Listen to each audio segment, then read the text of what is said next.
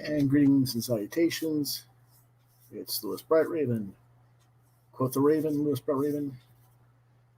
28-year veteran of comics, science fiction, fantasy, and horror as a writer, editor, and illustrator. Today is Booktober Day 11. Actually, I think it says day 12, but it's supposed to be day 11. I don't know why it does that. Let me go ahead and fix that real quick.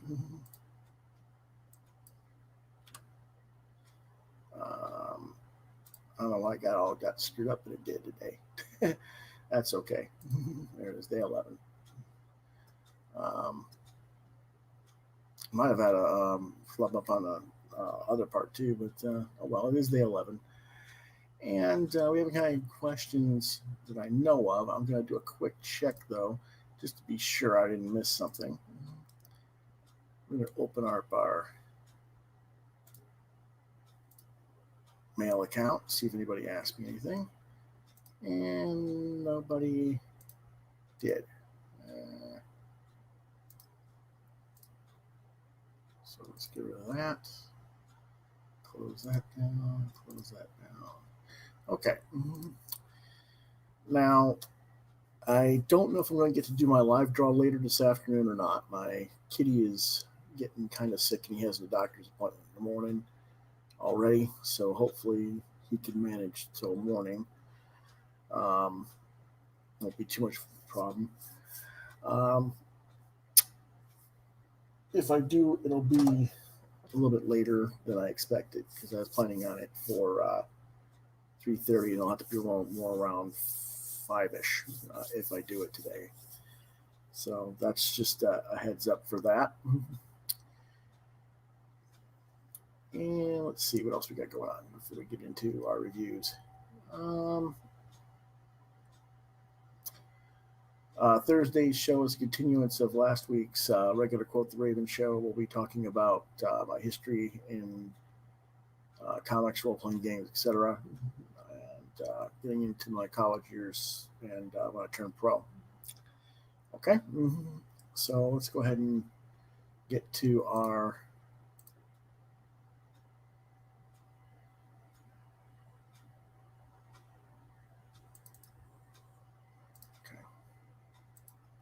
reviews then. Let's start with Batman: The Adventures Continue number 5. The publisher is DC Comics. Writers were Alan Burnett and Paul Dini. Artist was Ty Templeton. Colorist is Monica Cabina with a cover by Paulo Rivera. Genre is superhero. Released October 7th, 2020. In the print format, it was a digital release through DC Digital before that. What it's about, Red Hood has returned to Gotham and is out for his own brand of bloodthirsty justice. We are told of Jason Todd, that's Red Hood's secret identity, for those who don't know. We're told of his history as a second Robin in flashbacks while Batman is figuring out the Hood's next move. The script, story by Burnett and Dini, is great. The line art is great. The coloring is really, really off on this issue, and I really don't understand why. There are pages and pages of coloring errors, and since this was a digital first release, DC, there's no excuse not to go back and make the color corrections for the printed edition. Shame on you. This is one of the many reasons why your company has sucked as of late. You're just being lazy. Recommended for today, just 10 up, but because you can't do your shit right, you got a 3 out of 5 instead of a 5 out of 5. That's how bad the coloring was on this issue, and I'm really disgusted with them on that. So let's take a look at how bad it was and why. Okay. Let's take a look at this. We got the model of the hair for Jason Todd's always brown, because we don't want people to confuse him with Tim Drake for having dark, or Dick Grayson. To my knowledge, that was not how the character was portrayed originally. He always had dark black hair, like the rest of them. But okay, I can sort of maybe put up with that. But when you got the grayish boots here, grayish green boots here, and red boots down at the bottom corner, or about down bottom center page right, you're not keeping your characters on model, for one thing. Another problem I saw with the coloring, and I'm trying to find it again. So just give me a second while I move the camera out of the way.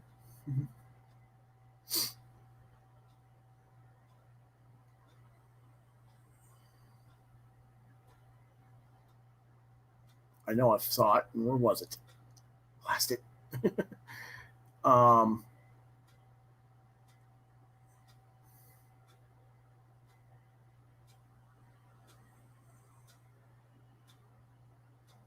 find it. It had to do with the figures. I'll find it.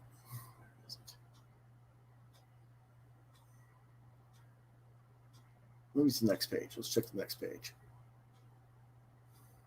Yeah, here it is. Here's Todd again wearing a yellowish brownish shirt in the bottom left corner. The next page he's wearing green shirt all of a sudden, and it's not him taking off a jacket or putting on a jacket. This is just him taking his Robin outfit out of the locker, as we can see in the second panel.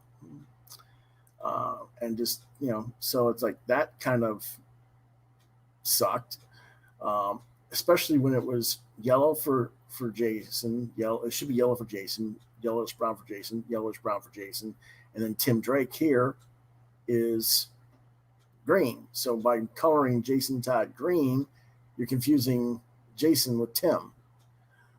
This is not the way I'm used to seeing coloring from Monica Cabina. I'm really wondering what the deal is with that, for one thing. That kind of threw me off. Let's see what else was there.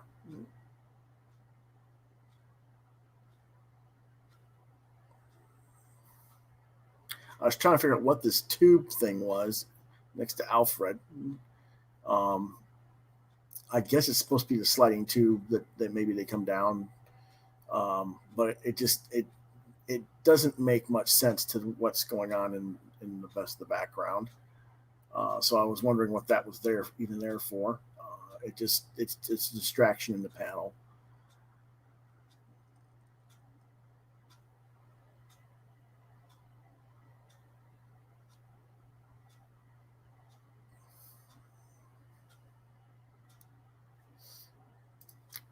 And those are just a few of the examples. There's like 12 of them throughout the book.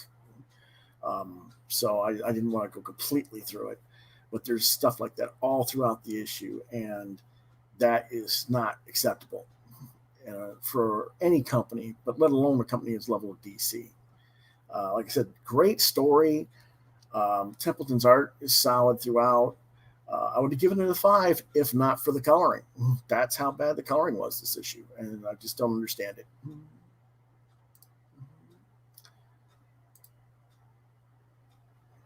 Let's take a look at some of the art. Now this I had to actually take multiple pages and piece them together because they had advertising in between them.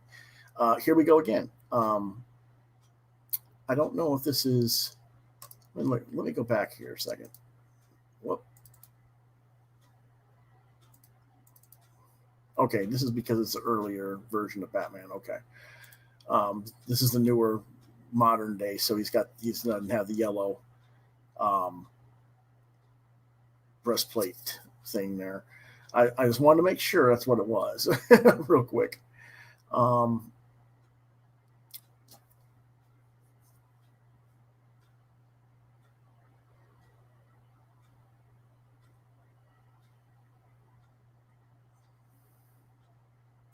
Another thing I really didn't like here was, okay, he shoots all the bottles that are apparently full of gasoline, and that causes a huge explosion type thing. And yet if it was a big explosion, whoosh, and he's jumping out and he's the only one there, and as you can tell in the previous panel, Hood is between Batman.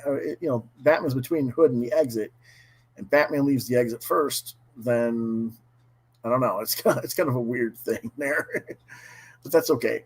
What I don't like though is this ad for Strange Adventures in this book. This is an all ages comic. It's ages 10 and up, and Strange Adventures is Black Label, ages 17 and up. You don't advertise a 17 and up comic in a 10 and up comic. That's just bad advertising. It's bad marketing strategy. Another reason why DC sucks. Just saying. I don't know what I did with the book, but there's other advertisements in this comic that are just inappropriate material to be advertising. Whether it's the DC comics that aren't fit for all ages, whether it's I think they have Rue Morgue magazine on the inside front cover. I noticed they did this on multiple covers, just like they just put on all the covers for all the DC books this month or something. You can't do that. That's bad advertising. That's bad marketing control. You have to place your advertisements with the appropriate audiences that you're targeting. So, when they do stuff like that, it really shows just how inept DC's management has been. And that probably also knocked the grade on this book down for that reason, too. I got to be honest. Okay, next book is Far Sector number 8 from DC Comics. It's $3.99. It's part of the Young Animal line, which is their teen to adult audiences. Writer is Nora K. Jemisin, N.K. Jemisin. Artist is Jamal Campbell. The genre is science fiction superhero mystery. Released October 7th, 2020. And what it's about is Green Lantern, Sojourner Moline, captures the individuals directly responsible for the assassination of Chancellor Thorne from the previous issues, but the mystery of who hired them and their agenda remains. Joe is fed up with the council's antics and tells them to either get the hell out of her way and let her do her job, or to fire her so that she can just leave the city enduring, which is their Dyson Sphere group of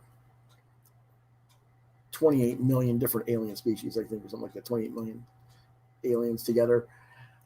So she can leave all together. She doesn't really want to quit the job. People have died on her watch, and she wants to see justice done for them, but justice cannot be found when the system blocks its way. Lots of political symbolism at work, which is typical for this series, but it's been toned down from previous issues. But I still don't like the mansplaining line that's in the story, and I'll get to that in a minute. It's recommended for ages 16 and up. They say 17 and up on the cover. 16's fine. It's 4 out of 5 stars. And here's some of the artwork. In the beginning of the story, this is her fighting the people who are the assassins. They do this in AI, because they are an AI race, and she basically uses her willpower to breach into the internet, and it's basically a will construct. It's replacing her as an alternative artificial intelligence. And she captures them and then brings them in, but it drains her so much that her power battery for her ring is almost gone when she emerges. There are a few cute things in here, like you got to do a deep scan of your brain and make sure there's not any cognitive viruses from the AI world that you might have picked up. A few things like that I thought was kind of cool.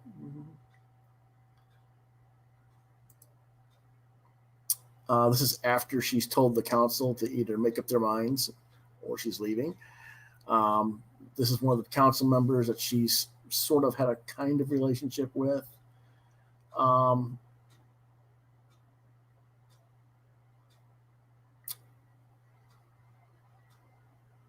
Here's the mansplain line. That's Nora just kind of doing her shtick with this. It's a mansplaining thing that's been gone on in the issue, in the series before. People who don't like SJW's comics, that's what they're talking about. I don't need it mansplained. Yeah, that's right. We don't. We can figure it out. We don't need you to spell that out for us either. There's other ways to express your displeasure with someone talking down to you.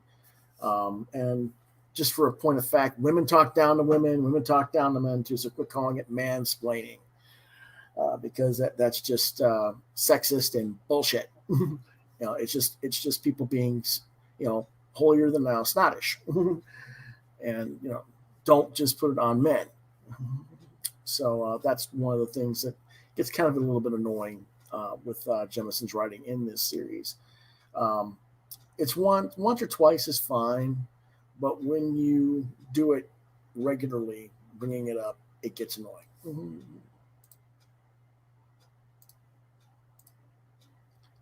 Our last book for the day is No One's Rose, number 5 through 99 from Vault Comics.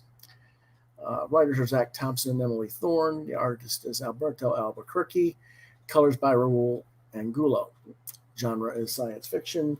Released October 7th, 2020. And what it's about: after the devastating events of the last issue, where a whole life tree and subsequent civilization was basically destroyed, the Green Zone is in decline and dying fast. As 10, that's the character on the cover, reels from the destructive choices and actions of her brother, she races to find a means to save the future of her people while hating the path she's been forced to take, as it will threaten, if not destroy, the future of another species. Meanwhile, the Yazdril have their own plans for the future, and no doubt they will collide with that of humans. Recommended for ages 13 up. It is 4 out of 5 stars. And here's the artwork. As you can see, this is where they had this weird explosion going on, and one of the Yazdril protectors is looking at their carnage and trying to find some people, and he finds out people he cared about, or this person he cares about is gone now.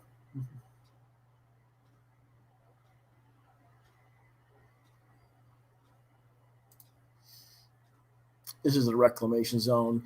They've stolen part of the life tree area from a different era, from a different civilization, and now they're trying to plug in different technology to make this work to save their own. And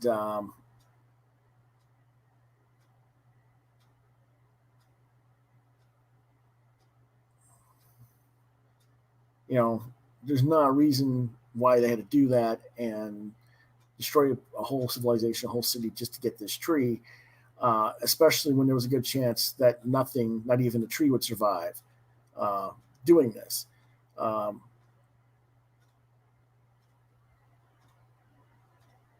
course, they're asking, how's it coming? Well, you know full well how it's going.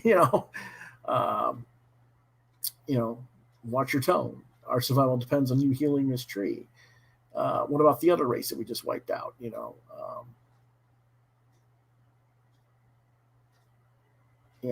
You knew this tree was a lost cause when you saw their tree and its root systems mangled beyond repair.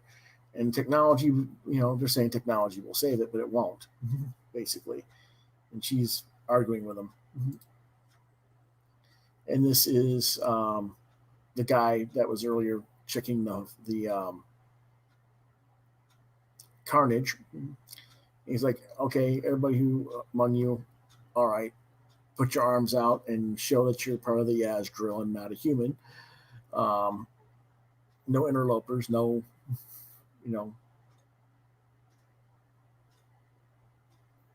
nobody to turn them in. And they talk about what they're going to do, and how they're going to basically turn their backs on the ruling class and try to wield the power themselves. And that means next issue will be a big confrontation scene or confrontation element to it between who's going to take over the city and run things, and whether or not that'll affect 10's research to try and fix everything or not. So that's our issues for today. Sorry I couldn't give you more. It's been kind of a rough week. Tomorrow's books will be 3 more. We'll do G.I. Rambot, number 1. Marvel Comics Presents number 18, and Pit number 1. It's going to be a throwback day, basically. We're going to review those 3 issues, and I don't know exactly what time I'll be on because of the fact that I'll be dealing with the vet situation with the cat. Hopefully, he'll just have to get his teeth cleaned, and they'll figure out what's making him feel down today. I think he just got something. I think he ate a bug or something that's not agreeing with him. But who knows? And of course, I didn't see your hello, John. I apologize for that. So anyway, that being said, that'll be tomorrow's show. If you want to reach me, you can reach me at Facebook, Lewis.BrightRaven, DeviantArt.com/BrightRaven. On YouTube, on Quoth the Raven, Lewis BrightRaven. Gmail at quotheravenlbr72@gmail.com. LewisBrightRaven@yahoo.com as well. The normal podcast, the regular show, airs Thursday nights at 9 p.m. Eastern Daylight Time or Eastern Standard Time in the U.S.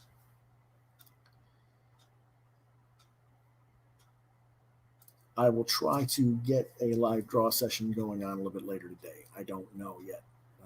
Like I said, I got to check on the cat again and see what's what. Okay? But if we do that, I'll probably do cards instead of the cover. And I'll probably, or maybe just a jam piece or something, just to draw and talk a little bit with folks. Okay? Mm-hmm. So until then, I will see you guys either later today or tomorrow. So have a good day.